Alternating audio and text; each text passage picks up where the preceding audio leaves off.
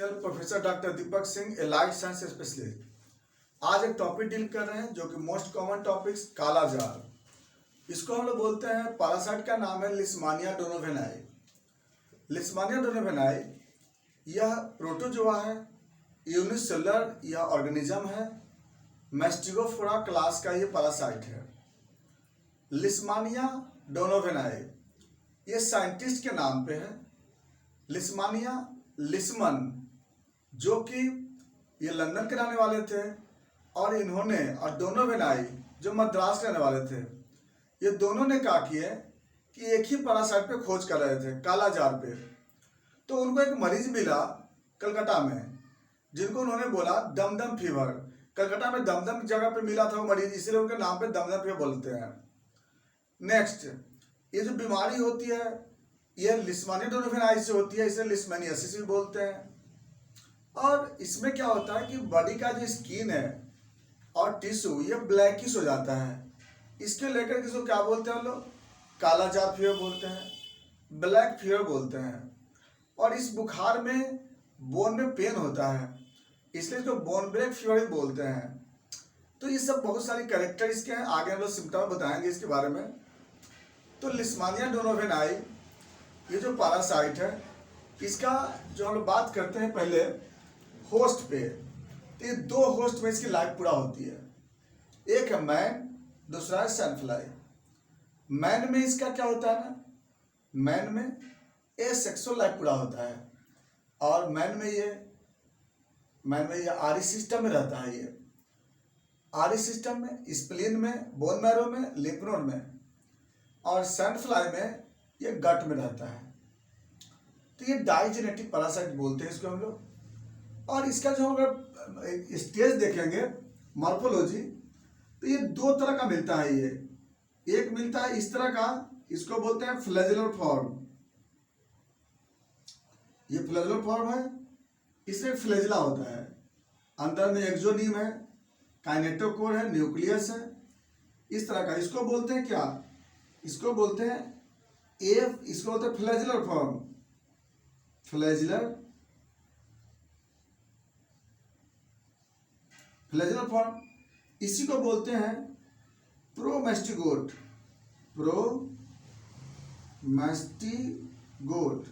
और इसी को बोलते हैं, इसको बोलते हैं हम लोग लेप्टोमोनाड फॉर्म।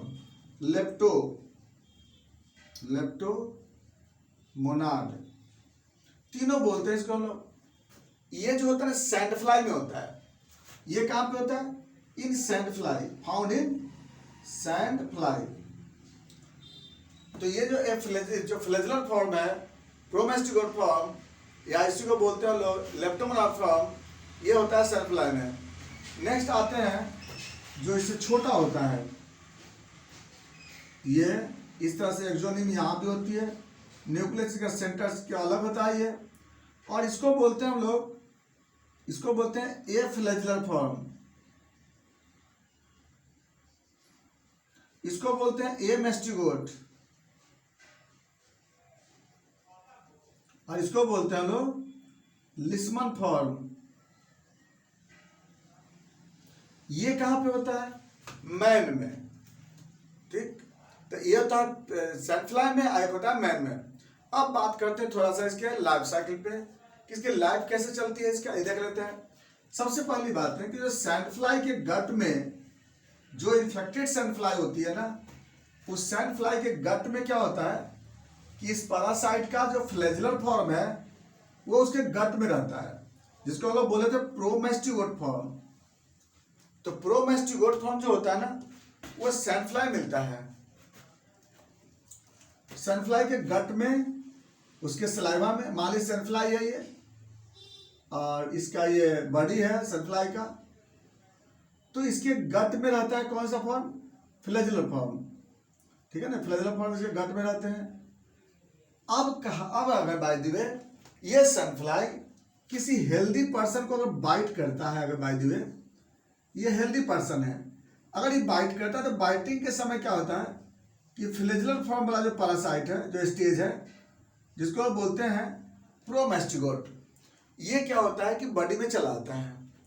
जैसे बॉडी में आता है तो कुछ समय के बाद इसको मोनोसाइट इनगल्फ कर लेता है।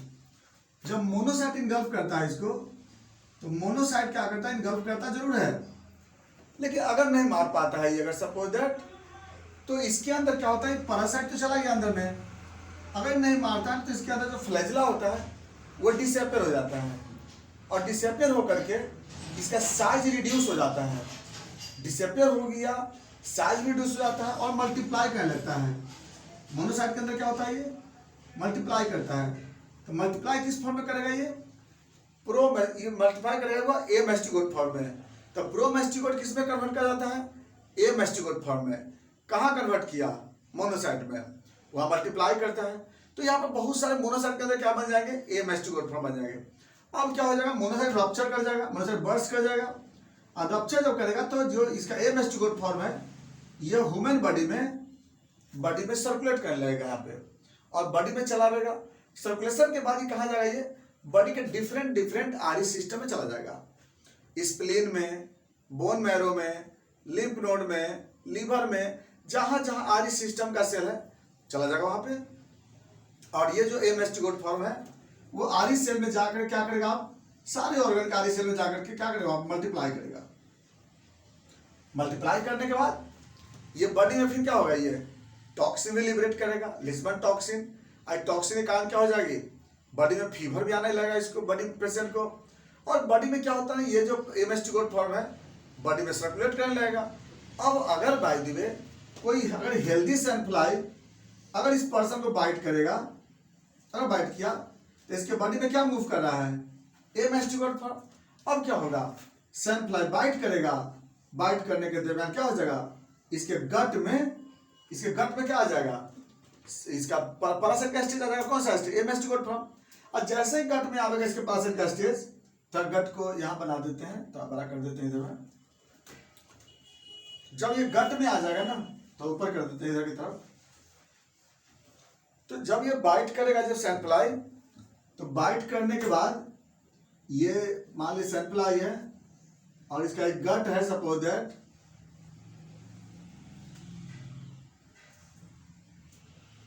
तो गट में जब आएगा ना, तो गट में आने के बाद क्या होता है, ये जो ए मेस्टिकोट फॉर्म है ये दो पार्ट में कन्वर्ट कर जाएगा।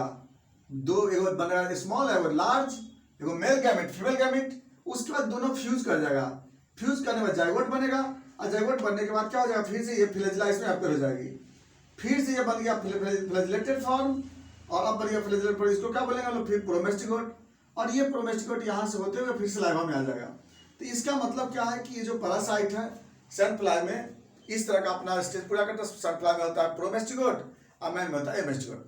अब बात करते हैं हम लोग इसके कि इसमें इफेक्ट क्या होता है, पैथोजेनिसिटी पे आते हैं, बात करते हैं ये दिक्कत कहाँ पे होती है।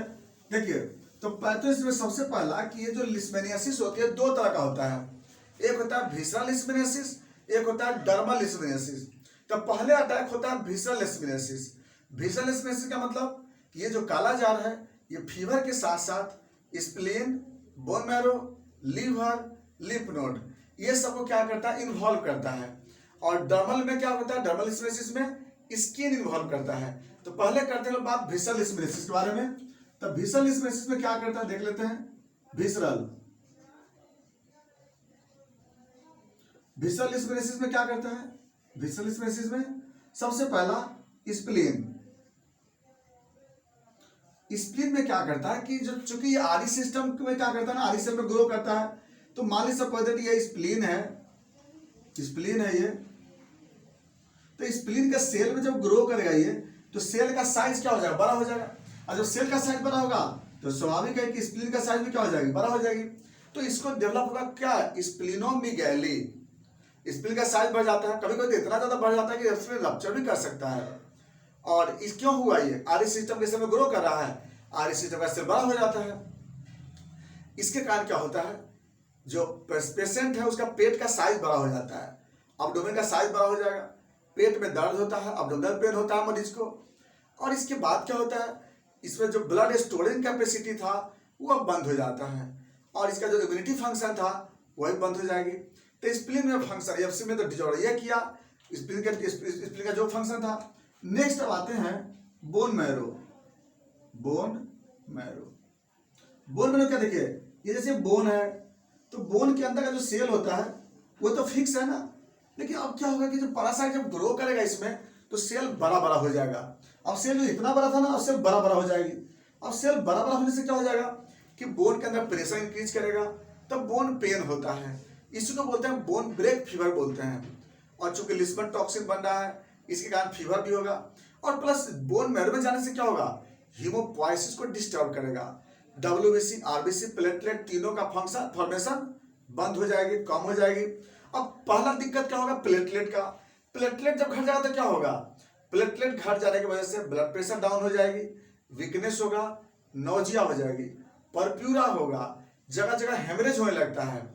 ये प्लेटलेट कमी, थ्रोम्बोसाइटोपेनिया हो जाएगी। नेक्स्ट ल्यूकोसाइटोपेनिया, डब्ल्यूबीसी घट जाएगा। डब्ल्यूबीसी घटने से क्या होगा, बॉडी में जो फीवर आवेगी, फीवर जल्दी डाउन होगा नहीं, और बॉडी का इम्यूनिटी कमजोर हो जाएगा। दूसरा इन्फेक्शन पकड़ेगा इस मरीज को ल्यूकोसाइटोपेनिया के कारण। नेक्स्ट आरबीसी काउंट, आरबीसी में क्या हो जाएगा, आरबीसी के काउंट घट जाएगा, एनीमिया हो जाएगा पेशेंट को। तो ये देख लिया बोन मैरो से इफेक्ट। तो देख लिया आपको जो स्प्लीन का इफेक्ट क्या हो गया, बोन मैरो का इफेक्ट क्या होगा। नेक्स्ट अगला आता है फिर लीवर का। लीवर में क्या होगा कि लीवर में भी सेम वैसे ग्रो करेगा तो लीवर का साइज बढ़ेगा, क्या होगा, हिपैटोमेगाली। तो वहां भी दिक्कत होगी, लीवर के फंक्शन को डिस्टर्ब करेगा। उसके बाद क्या होगा, लिम्फ नोड में, लिम्फ नोड में क्या होगा, लिम्फ नोड का साइज बढ़ जाएगा, वहां भी ग्रो करने के कारण। और प्लस छोटा छोटा जैसे मान लिया फीवर तो प्रोड्यूस करेगा ही, फीवर के कारण जो होता है बॉडी वेट लॉस करता है, ये सब जो होता है पेशेंट को सिम्टम आता है। अगर हम कालाजार के मरीज को देखेंगे तो क्या देखेंगे, सबसे पहले लीवर अब्डोमेन को पालपेट करेंगे। जब अब्डोमेन को पालपेट करेंगे तो क्या होगा, स्प्लीनोमेगाली, स्प्लीन का साइज बढ़ता है इसमें, लिम्फ नोड से बाहर आएगा, इसमें बॉडी का टेम्परेचर इसे बढ़ता है, परप्यूरा मिलता है स्किन पर, हेमरेजिक डायथेसिस होता है पेशेंट को। ये सब मिलेगा कहाँ पे, विसरल लिस्मेसिस में। अब बात करते हैं डर्मल लिस्मेसिस का। तो डर्मल लिस्मेसिस में क्या होती है, दूसरा नंबर पे क्या होता है, डर्मल लिस्मेनियासिस।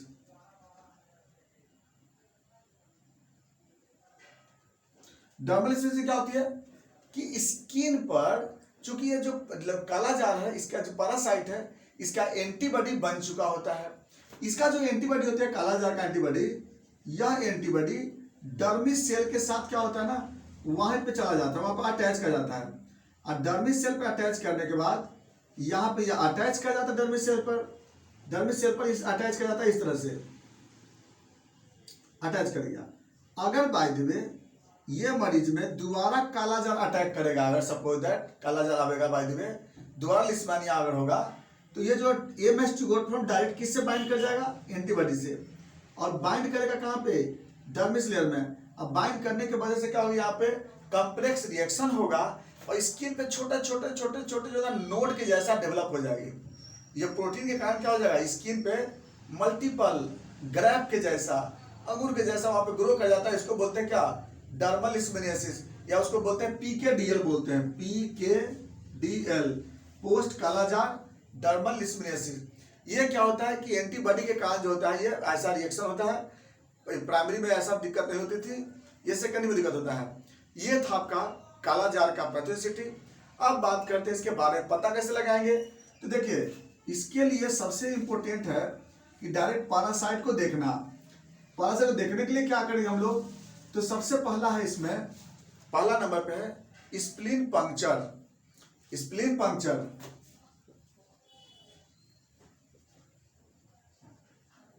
स्प्लीन पंक्चर में क्या होता है ना कि इसमें 95% गारंटी है ना कि पैरासाइट मिल ही जाता है। लेकिन स्प्लीन पंक्चर में थोड़ा दिक्कत है, इस पेशेंट को प्लेटलेट की कमी रहती है, स्प्लीन का साइज बढ़ा हुआ है। अगर हम पंक्चर करेंगे सपोज दैट ना, अगर पंक्चर करते हैं बाय द वे, तो अगर बाय द वे प्लेटलेट का काउंट अगर घटा रहेगा तो क्या हो जाएगी, प्लेटलेट का घटा रहेगा तो क्या होगा कि यह ब्लीडिंग हो जाएगी, अब्डोमिनल हेमरेज हो जाएगा, स्प्लीन डैमेज हो सकती है। इसीलिए स्प्लीन पंक्चर करने से पहले प्लेटलेट काउंट जांच करना पड़ता है। अगर प्लेटलेट काउंट 1 लाख से ज़्यादा रहेगा तभी हम इसको एडवाइस करेंगे, वरना हम स्प्लीन पंक्चर एडवाइस नहीं करते हैं। तो ये स्प्लीन पंक्चर के लिए हम लोग करते हैं। स्प्लीन पंक्चर यही बात है कि इसमें गारंटी है कि 95% पैरासाइट मिल जाता है। नंबर 2, ये सबसे ज्यादा लोग करते हैं, बोन मैरो बायोप्सी।